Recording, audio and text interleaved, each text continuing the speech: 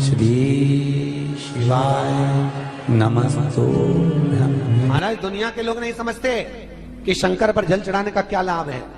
शिव महापुराण कहती है, अगर एक दिन शिव महापुराण की कथा कहती है, मंगलवार को अगर शिव जी के मंदिर में, शंकर के मंदिर में जाकर एक लोटा पानी चढ़ाया जाता है तो हमारे कार्य में उन्नति होती है। कोई व्यापार नहीं चलता हो, दिक्कत आ रही हो तो हनुमान जी के दूसरे नंबर का भाई गतिमान का स्मरण करो। हनुमान जी के उल्टे पांव का सिंदूर लाकर गतिमान का नाम लेकर स्वस्तिक बना दिया जाए व्यापार वाली जगह पर, तो व्यापार अच्छा चलने लगता है महाराज। कोई व्यक्ति पैसा खा गया, नहीं दे रहा, बहुत परेशान हो गए, मांग मांग कर दे गए, नहीं दे रहा, हाथ जोड़ लिए, पांव जोड़ लिए, सब कुछ कर लिया, नहीं दे रहा, तो हनुमान जी के तीसरे नंबर का भाई रतिमान, रतिमान, गतिमान रतिमान, रतिमान का नाम लीजिए। पीपल के पत्ते पर लाल सिंदूर से जो व्यक्ति पैसा लेकर गया उसका नाम लेकर बहते हुए पानी में अपनी कामना कर रतिमान का नाम लेकर छोड़ दीजिए। 15 दिन में रतिमान ऐसी उतावली मानत मचाता है कि उसको हाथ जोड़कर वो खुद फोन लगाकर बोलता है, भैया तेरा मैं पैसा लौटा दूंगा। रतिमान का स्मरण किया जाता है। रतिमान ध्यान दीजिएगा, हनुमान का एक स्मरण, पंचमुखी हनुमान का एक भाव। महाराज जैसे बहुत ज्यादा तकलीफ अगर व्यक्ति को हो गई है, बहुत कष्टमय जीवन चल रहा है, हार गए हर जगह से और तकलीफमय जीवन चल रहा है, तो पंचमुखी हनुमान का एक शिव महापुराण का और स्कंद पुराण का एक बड़ा सुंदर मंत्र है। उस मंत्र को आप सब एक बार हमारे साथ में बोलें। ओम नमो हनुमते रुद्र अवताराय सर्व शत्रु संहारणाय सर्व रोग हराय सर्व वशीकरणाय रामदूताय स्वाहा। बस इस मंत्र को हाथ में काली तिल लेकर, एक जौ लेकर और गूगल लेकर, थोड़ा सा उसमें गाय का घी डालकर, कंडे को या अग्नि को जलाकर इस मंत्र का 11 बार 21 बार जाप कर कर अपनी कामना कर कर छोड़ दीजिए। कैसा भी रोग हो, बीमारी हो, कष्ट हो, दुख हो, तकलीफ हो, 21 दिन के अंदर वो आनंद आना प्रारंभ कर देता है। इस मंत्र, स्कंद पुराण का, शिव महापुराण का ये मंत्र मूल पंचमुखी हनुमान सुख दे। और एक और चीज याद रखिए हमारा, यदि कोई काम के लिए जा रहे हो, कोई व्यापार के लिए जा रहे हो या नौकरी करने के लिए जा रहे हो और लगी नहीं रही, बहुत तकलीफ पा रहे हो, सर्विस ही नहीं लग रही, बहुत कष्टमय हो गया, तो निवेदन करूंगा 5 पीपल के पत्ते पर बेसन के 5 लड्डू घर में बने हुए, गाय के घी के 5 लड्डू रख लो। उस लड्डू के बीचों बीच एक आटे का दिया और उसमें तिल्ली का तेल डालकर इसी मंत्र का प्रयोग कर कर पंचमुखी हनुमान का किसी भी हनुमान के मंदिर में जाकर, दक्षिण मुखी हनुमान के मंदिर में जाकर उसको रख कर आ जाइए। इसके बाद आप उस काम के लिए जाइए, आपका काम सफल हो जाएगा। आपको किसी को नहीं कहना पड़ेगा कि हाथ जोड़ना नहीं पड़ेगा, किसी के पांव नहीं पड़ना पड़ेंगे, तुरंत काम होगा। बस इस मंत्र का स्मरण कर कर पंचमुखी हनुमान का भूतेश्वर जो मंत्र है वो सुख देने वाला। पूरे घर में वास्तु के हिसाब से केवल एक दीवार ऐसी होती है जहां पर हनुमान जी का चित्र लगाया जाए।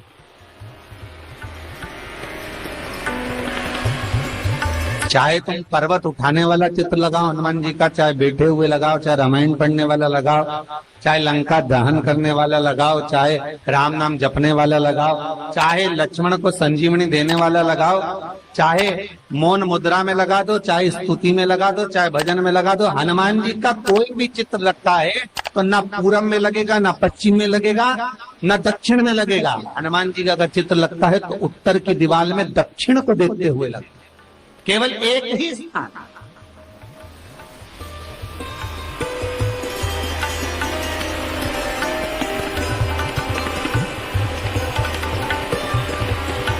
जैसे पूर्वजों के चित्र को, पितरों के चित्र को, गए हुए हमारे जीवों के चित्र को दक्षिण में विराजमान किया जाता है, उसी तरह हनुमान को उत्तर में विराजमान कर कर दृष्टि दक्षिण में कर दी।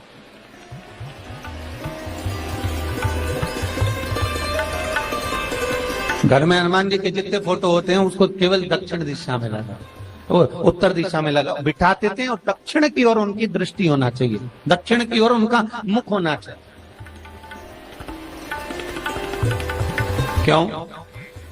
महाराज, अगर व्यक्ति के जीवन में कोई बीमारी आने वाली है, व्यक्ति के जीवन में कोई रोग आने वाला है, व्यक्ति के जीवन में अगर कोई कष्ट आने वाला है, व्यक्ति के जीवन में अगर कोई परेशानी आने वाली है, व्यक्ति के जीवन में कोई एक्सीडेंट का योग भी बनने वाला है, तो शास्त्र कहता है वो दिशा दक्षिण से ही बनता है।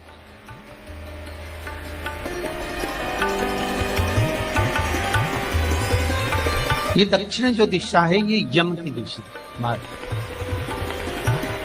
यहाँ संपूर्ण परिवार के साथ यमराज अपने आनंद में निवास करते।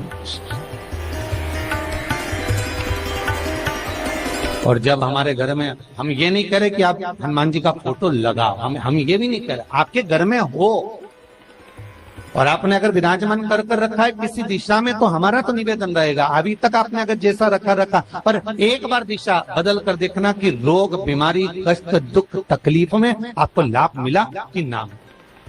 हनुमान जी ने केवल दक्षिण दिशा की ओर अगर मुख कर हमने विराजमान कर दिया, फोटो ही विराजित किया। हम ये नहीं कहेंगे आपसे कि आप बाजार से फोटो खरीद के लाओ फिर लगाओ, नहीं, आपके घर में हो तो आप लगा दें, आपके घर में हो तो विराजमान।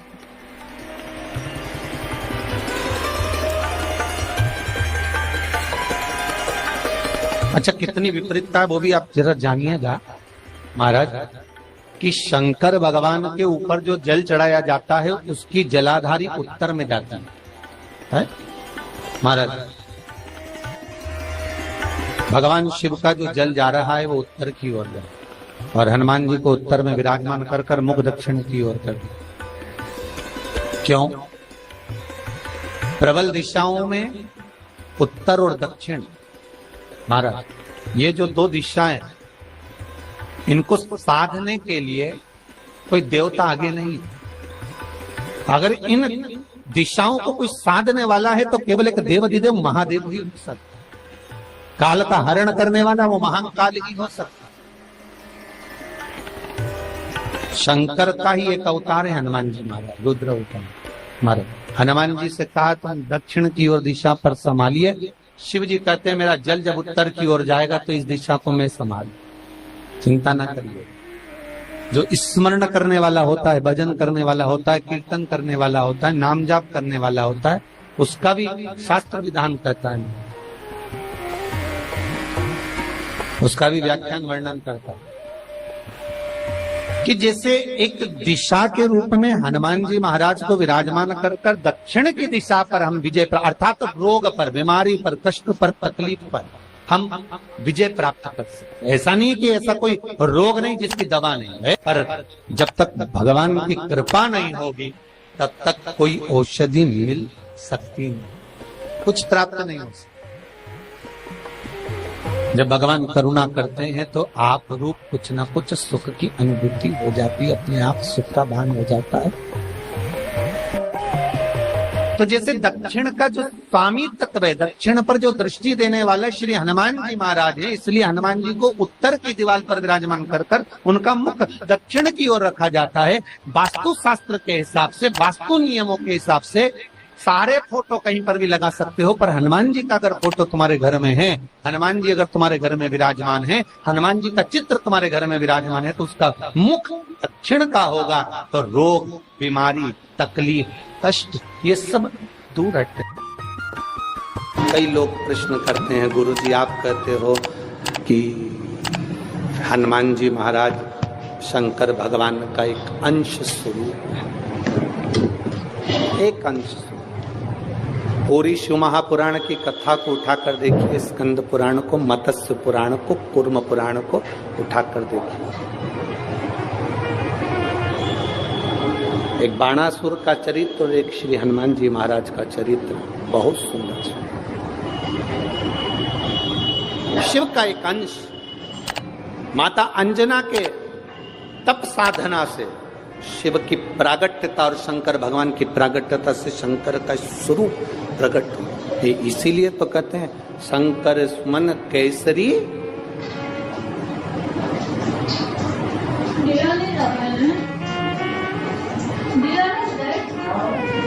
शिव का एक स्वरूप है हनुमान जी। हम तो हमेशा कहते हैं अगर आप हनुमान जी का भी दर्शन कर रहे हैं तो ये अंदाजा लगा कर रखें कि आप शंकर का दर्शन कर रहे हैं। आप शंकर का दर्शन कर रहे हैं तो ये अंदाजा लगा कर रखें कि आप हनुमान जी का दर्शन कर रहे हैं।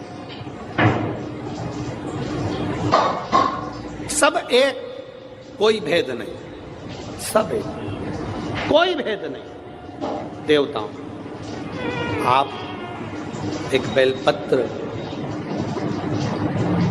जैसे आप एक बेलपत्र कि ये दो जो पत्तियां होती हैं, जरा ध्यान देंगे, ये दो जो पत्ती नीचे की रहती है बेलपत्र, आगे का भाग एक बेलपत्र और नीचे की जो ये दो पत्तियां होती हैं, इन दो पत्तियों के ऊपर एक एक शमी पत्र।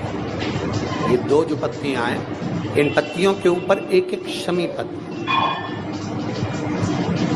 और लाल चंदन ये रखकर कितना भी रोगीला व्यक्ति हो, रोग से ग्रसित व्यक्ति हो, जिंदगी में कितना ही दुख पड़ रहा हो, बेलपत्र की ये दोनों पत्ती जिसके ऊपर शमी पत्र रखकर, लाल चंदन रखकर श्री हनुमान जी महाराज और हनुमान जी महाराज के तीसरे नंबर के भाई श्री गतिमान जी।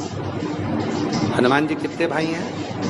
6। उसमें हनुमान, रतिमान, प्रतिमान, मतिमान, गतिमान, तो जो नीचे के क्रम में आते हैं श्री गतिमान जी, उन गतिमान जी और हनुमान जी का नाम लेकर जो शिवलिंग के ऊपर समर्पित कर देता है, रोग का निवारण होता ही है, रोग मुक्ति होती है। मंगल का प्रदोष निकाल कर रख लो कि मंगल का प्रदोष इस दिन पड़ रहा है, मंगल की त्रयोदशी तिथि पड़ रही है, प्रदोष व्रत मंगलवार का पड़ रहा है। और जिन लड़का लड़की को मंगल होते हैं, जिन कन्या और वर को मंगल होते हैं, केवल शंकर भगवान के मंदिर में जाकर चौमुखी दिया, 4 बत्ती का दिया आटे का, उसमें घी डालकर लड़की शंकर भगवान के मंदिर में मात्र 7 बार शंकर पे से उतार कर 3 बार स्वतः उतार कर शिव के मंदिर में रख देती है, उसका मंगल आड़े आता ही नहीं है, मंगल नहीं आता संग।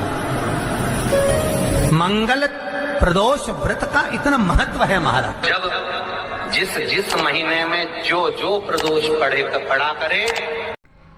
ओम नमः शिवाय, श्री शिवाय नमस्तुभ्यम। स्वागत है आपका शिव शक्ति आस्था चैनल पर। तो दोस्तों आज हम बात करने जा रहे हैं 4 फरवरी मंगलवार के उपाय के बारे में। मंगलवार को दोस्तों कौन सा उपाय करना है और कैसे करना है, तो दोस्तों पूज्य गुरु पंडित प्रदीप मिश्रा जी ने बताया है मंगलवार के उपाय के बारे में। तो दोस्तों पूरी कथा को सुनिए और कथा को, उपाय को कीजिए। बोलिए हर हर महादेव और कमेंट बॉक्स में हर हर महादेव जरूर लिखिएगा दोस्तों। उपाय अच्छा लगे तो लाइक कीजिए, शेयर कीजिए।